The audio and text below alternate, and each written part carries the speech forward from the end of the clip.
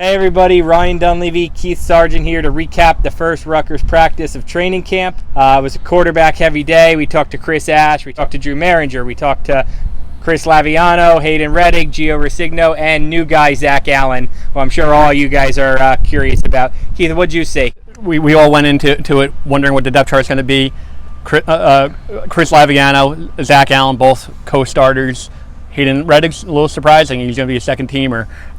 Doesn't mean that a couple weeks now into training camp he'll be in the same spot, but early on he's going to be fighting to get back to that spot. But one thing that Chris Ash and Drew Maringer, the offensive coordinator, both said is Chris Laviano has done all the right things throughout the summer, showing leadership, done all the right things. He'll need to carry it through during training camp, but right now he's earned that spot. We've heard this before, right? We've heard the idea that a guy comes back newly recommitted, but so we pressed. We asked for specifics, and Maringer said one thing that I thought was the quote of the day was that Laviano had to decide, do I want to do what's good for me long term and invest in the weight room and invest in the film room, or do I want to do, and I think the quote was, what feels good in the short term. So basically hinting at some of the things he did last year. Obviously we know what happened to him before the spring game, before the season opener, getting suspended.